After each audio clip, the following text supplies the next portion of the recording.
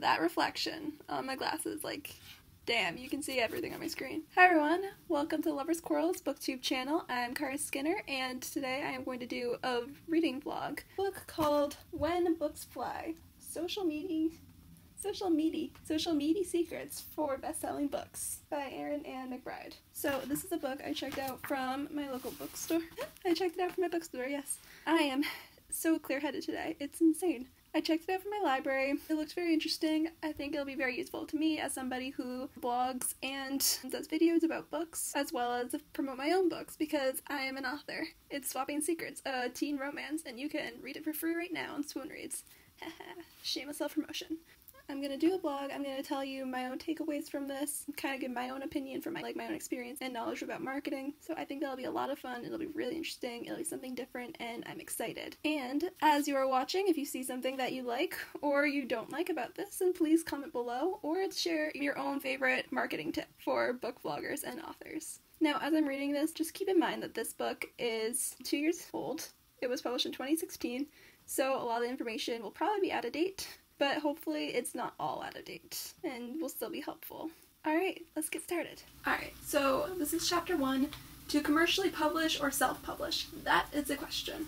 So I'm going to tell you my thoughts while I'm thinking them, and then I'm going to kind of give basic takeaways from the book. I don't want to spoil it. Spoiling even count this. I don't want to tell you everything though, because that's not really fair to the author, but I'm just going to give you my basic takeaways. Very basic. Read the book anyway.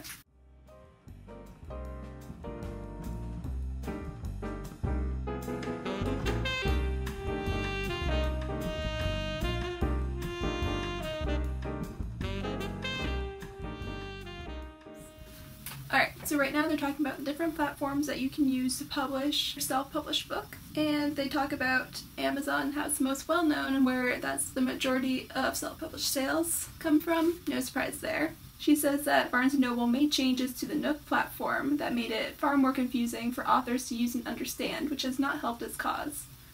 So, any self-published authors out there who can give their thoughts on that? I honestly know very little about Barnes & Noble and their platform, or Amazon's for that matter. What are your thoughts on that? Is Nook really confusing now? I mean, they might have changed this. This book was published in 2016, but what are your thoughts? Discuss.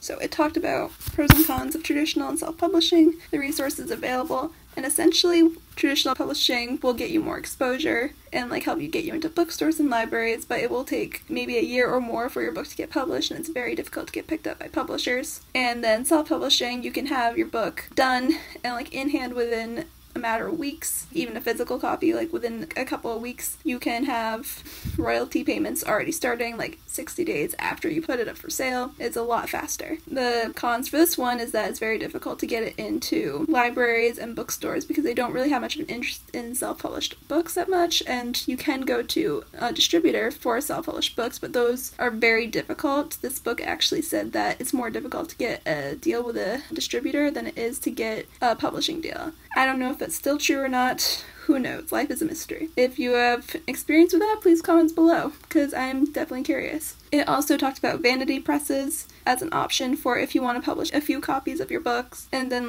just pass it around to families and friends or whatever. Then a vanity press is the way to go. That's actually the most positive thing I've heard about vanity presses. Usually I hear them in context of scams, but she talked about them in a pretty positive light, and I guess they're good for non-commercial purposes, maybe? That's about it. The biggest takeaway here is think about your own situation, your goals for the book, what you want, and then do your research and then decide which one works best for you. Okay. So now I'm reading chapter 3, which is Amazon Tools for Authors.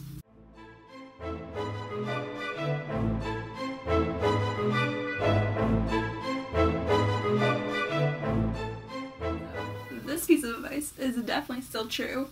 Of all the things you can do to promote your book, getting a lot of positive reviews on Amazon is one of the absolute most important. A book or an ebook with no or few reviews will not sell well, but a book with a lot of positive reviews tells a potential reader that lots of other people like the book, and therefore they probably will too. That is incredibly important. But not just on Amazon. A review also helps on like Goodreads or other book retailer sites that are not Amazon. That just shows that reviews are so important. However, it's not just positive reviews that help as well. Negative reviews also help. And I wrote an entire article on that, which I'm going to link to in this description, because that is also important.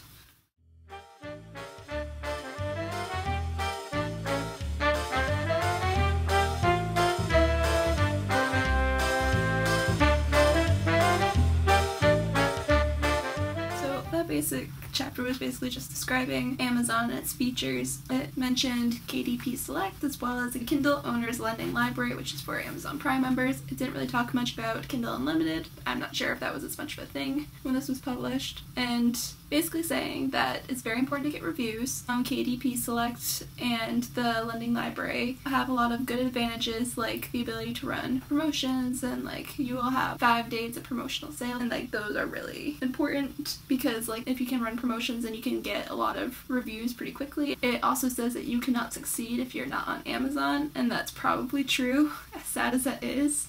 That was that chapter, basically about the advantages of Amazon and how, whether you like it or not, it is a very powerful publishing tool and you can't really be successful without publishing on there, and that's probably true. Alright, so I'm doing chapter 4 now, called Guide to Blogging.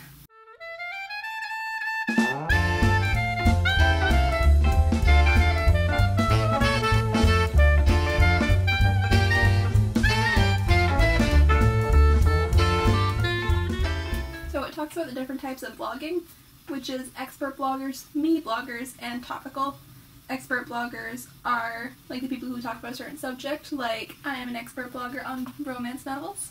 And then me bloggers, also called mommy bloggers, but that term I know can be kind of offensive to some people, but those are the people who basically talk about themselves. And this says, there is no shortage of me bloggers in this world, and there always will be room for one more. I don't know what to do with that advice. Sure, I guess possibly, but at the same time, do people usually follow me bloggers? I honestly have very casually looked at a few posts written by people who just talk about themselves, and like, they're okay, but more often than not, I'm not really that interested. So, I don't know, like, unless you have a very distinct voice that's meant for like personal narrative, I would kind of disagree with that. I would love to hear your opinions, so leave it in the comments, of course, but is there always room for one more?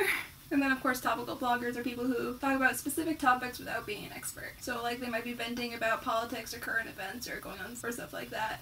I'm honestly a little skeptical about this chapter because I don't know how important it is for authors to have blogs. I have maybe checked out 1 or 2 author blogs like ever. Says that it's a good idea for authors to have blogs, like, so their fans will, like, get to know them and, like, keep them fresh in their mind and everything, but isn't that what social media is for? And I mean, blogging takes a lot of work. It's not something that you can just do offhandedly. It takes a lot of work, and I don't know, if you're already an author and that's what you want to do is, like, write books, then why go into blogging? I feel like it's not as effective now as it might have been in 2016, and I don't even know how effective it was in 2016. Give your suggestions on it though, because I mean, I'm a blogger, so like, I'm obviously not trying to diss bloggers, but it's not something to like, you just do as a promotional thing, I don't think. Or like, it's not something that's effective, I guess, at reaching your target audience and like showing your human side. I feel like Twitter and Facebook are a lot more effective at that. However, it does say not to talk about your writing process that much, or like target it towards writers, which is good and important because those are not your target audience most likely, and that's a common mistake a lot of people make. She does say, I can't tell you what you should blog about, but I can warn you off from becoming a Onenote Nelly. And that is important advice. I think I fall into that trap a little too often. It's hard though not to. Like, it's hard to know what's on brand and what is too much like a Onenote Nelly.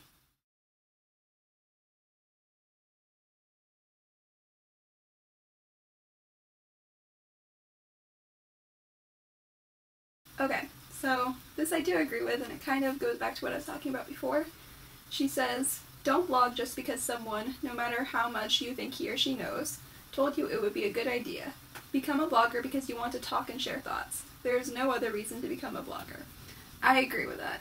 And if authors want to become bloggers because they want to talk and share thoughts and like they're attracted to the blogging platforms and formats and writing styles, then that is great and they should totally do it.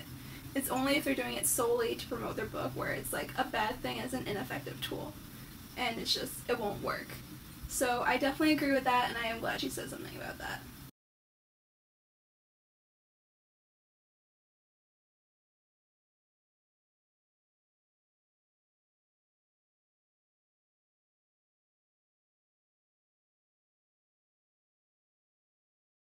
She gives an alternative to Google Analytics, and I'm curious and I want to see if this is still available. But it says statcounter.com, which is free, and it's easy to install and read, and less confusing than Google Analytics.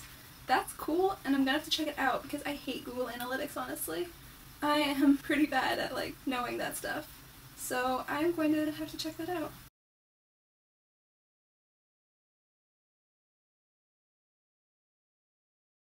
Make sure you have clear, concise, and obvious titles or headlines. Why? Look up at the URL bar of most blogs you read. That URL is what search engines read. If the URL doesn't tell the search engine what the blog post is about, it will take the search engine longer to figure it out. So that is definitely good to know.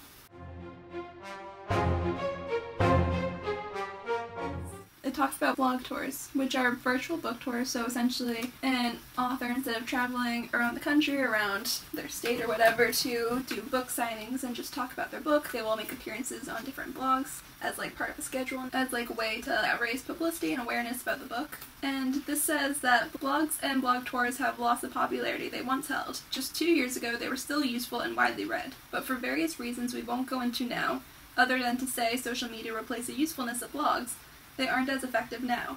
I'm not sure why there's an entire chapter dedicated to blogs, because she basically said they're not as effective, and if blog tours are not effective anymore, and that is touring around to established blogs done by bloggers, that's like their main hobby or their main job, and like they spend a lot of time promoting and developing it. If it's not worthwhile to go and appear and get links on a developed blog, then what good will making your own blog do, especially when you won't have as much time to devote to it because you're doing other stuff. So I'm not quite sure why there's an entire chapter on this.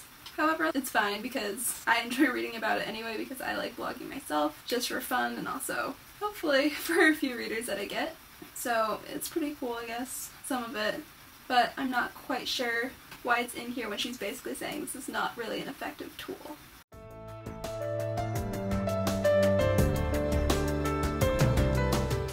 So I like this, and this is definitely a controversial statement because I know so many authors are against paid reviews, as well as many book bloggers and booktubers.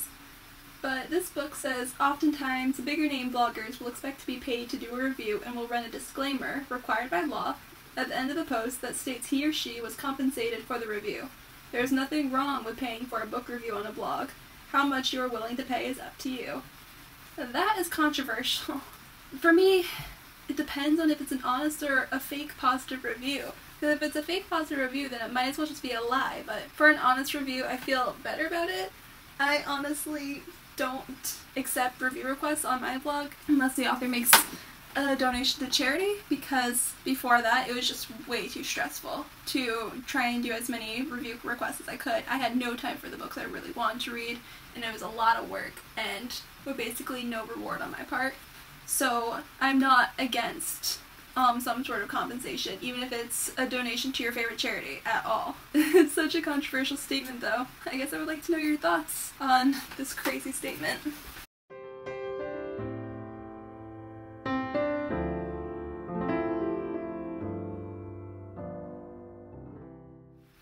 So it says, remember the rule about preaching to the choir. Make an effort to avoid running your blog tour on other authors' blogs or a blog that primarily attracts other authors. Authors aren't your audience, readers are. I'm curious about that, because if you're doing a blog tour on other authors' blogs and you're all in the same genre, then isn't that like still cross-promotion? You're still reaching readers, just the readers of an author who is in the same genre as you, right? So I feel like that should still work, because it's not really preaching to the choir, it's preaching to your target audience. I don't know, like, let me know your thoughts on that. If you are an author, have you done a blog tour on other authors' blogs? Did it work at all? I'm just curious. Maybe, like, they're saying don't do it on an author's blog that's meant for writing. Possibly. And, like, don't reach out to something where the target audience is other writers.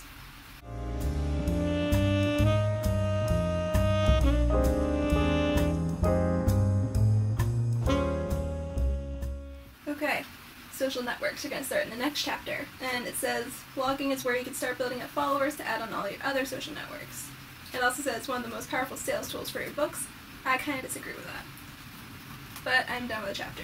I think blogging is not one of the most powerful sales tools for a book. I think there are other ways that are more effective, like social media or YouTube or something like that. And she even said that blogging has lost its effectiveness over the years. She did give some pretty good advice though for like helping to grow your blog and develop your blog if that's something you want to do. Like it says, get involved in a blogging community like on WordPress or Blogger or BookTube. And then go and interact in the community, like comment on other people's posts and like share the posts on social media for not only yourself but also other people's blogs and all stuff like that, which was really good advice. I thought it was very interesting, honestly. As a blogger, it was kind of sad to see her kind of write off blog tours as being very ineffective and everything, but it makes sense. Blogging, I don't think is as popular as it once was, or at least like it's a lot harder to develop a blog and like make blogs like really good. So I don't think a blog is necessary for most writers. However, if an author also wants to be a blogger,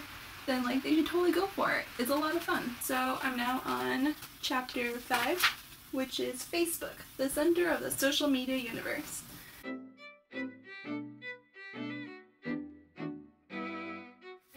So I finished the chapter and it basically breaks down how to create a Facebook page. Sorry, my face is in horrible shadow right now. Okay, so it basically breaks down how to create a Facebook page, how to like do advertising on Facebooks and everything, including boosted posts, and then like cost per impressions, and then cost per click and everything. Cost per click is obviously the most pricey, which makes sense because more effective, like you get more results with that than with cost per impression.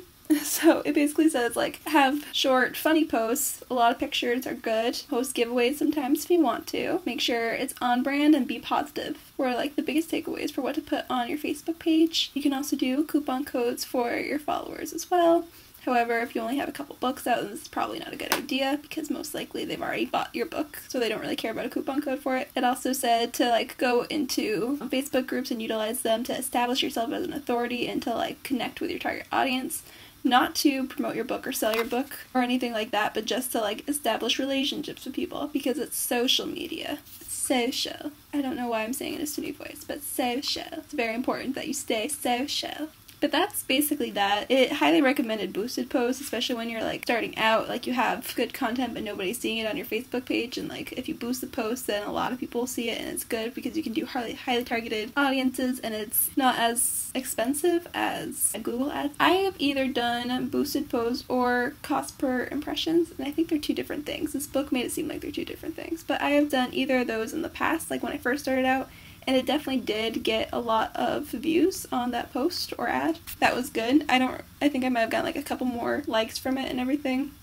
I don't remember getting too much, but again, that was when my page was new. The post was probably not that good to begin with, so I honestly don't know. So I've never really did it again because like I'm always not sure about spending money, I guess, on any type of advertising. However, this book recommended it.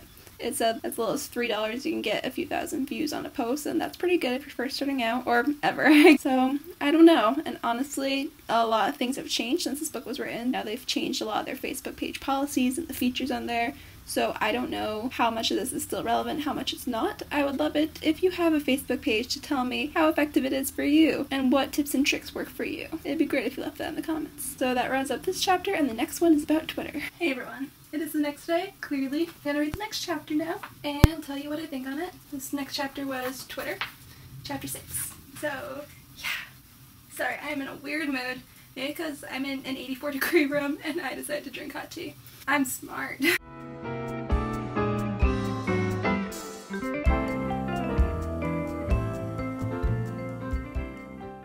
finished that chapter. It was very short.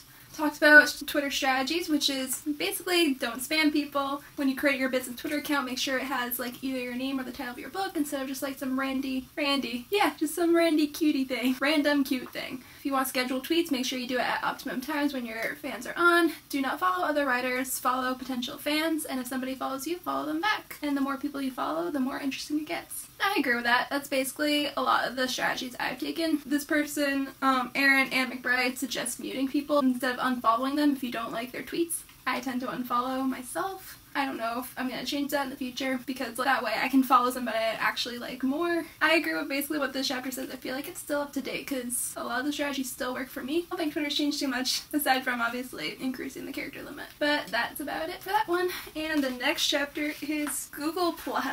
I have never been able to actually master Google+, so this will be an experience, I guess, or interesting to learn about it. So here we go. So, like the last chapter, Google Plus chapter was very short, which makes sense because there's not too much to say about it. It looks like the big advantages of it is that it's owned by Google, so your work will be more, like, easily indexed into Google. If it's on Google Plus, it has a very strong male demographic on it, so if your target audience is guys, then Google Plus is the way to go. Google Local was a good thing if you're, like, very locally based, like if your book takes place in a certain area that you live in, and that's like who you want to target for your target audience, Google Local, which is part of Google Plus, is a good thing to do. It also mentioned Google Hangouts, which you can live stream to YouTube and everything, is also a good feature, and because Google Plus doesn't have a character limit or anything, then if you want to like not really have a blog but like still have articles or whatever, then Google Plus is a good alternative to having an actual blog.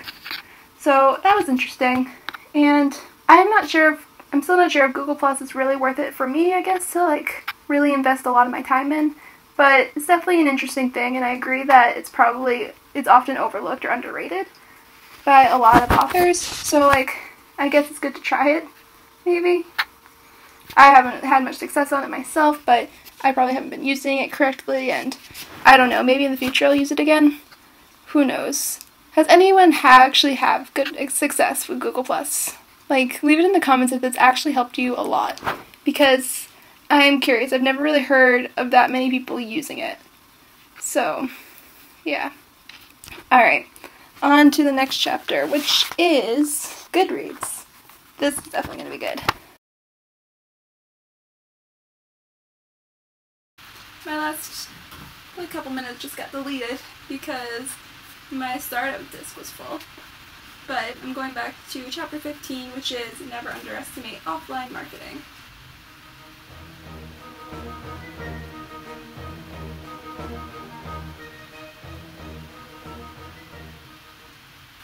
Okay, so that was like a cool short chapter, basically saying, hang on, my phone, basically saying not to do this. Okay, so the chapter basically says never miss an opportunity to like represent yourself in your book, like out in person, have a stack of book in your car, so that way if a friend or family member asks about it, you can sell them a copy right then and there. Go to different conventions or like book fairs or festivals or like literary events and represent yourself as an author. Have branded bookmarks with a QR code so people can go and buy your book online, all that stuff, and like I thought it was very cool. It also suggested a book launch party for your book, like to invite friends and family members, have copies of your books, like do like quick book signing or whatever, and that seems like a lot of fun. This feels like it will take a lot more money and stuff than like a lot of social media stuff, but definitely worthwhile doing, and it'll probably like help you establish legitimacy as an author more. So I thought that was cool. It also suggested writing articles, like compelling articles for magazines to help people like get to know you more, and they'll be more willing to check out your book in your author bio and stuff, which is cool. And that's basically that chapter, and now there is the bonus chapter, which is fan fiction and social media. And I'm gonna like just finish this up real quick. This is actually a long chapter. And I'm honestly wondering why fan fiction has its own chapter. I have nothing against fan fiction, but I guess I don't really see it as much of a marketing tool so much as a thing. But here we go.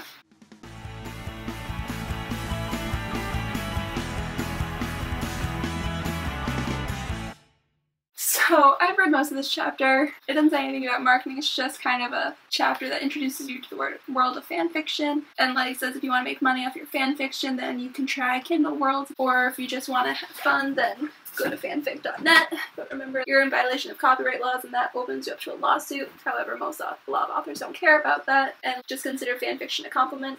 So that's good to keep in mind. And she does explain the difference between plagiarism and like paying homage, and that is pretty cool and like very handy. She says don't copy the plot, but take the characters and put them in a different story. If you had a little boy named Danny gets caught up into a tornado and put into Oz, then that's plagiarism. But if you had Dorothy going to Britain for the first time or something, then that is an homage to it. So that's cool to know. That's basically it. It's just a very interesting chapter, not really relevant.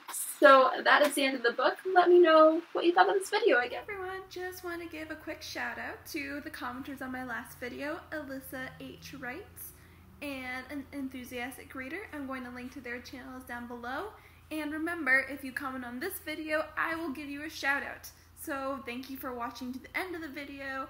I really appreciate it. If you have watched the end of the video, leave in the comment below pumpernickel bread. I don't know why I'm on a food thing, but I am. I hope you liked this video, and see you next time. Remember to shop indie, shop local, and read for a better world. Bye!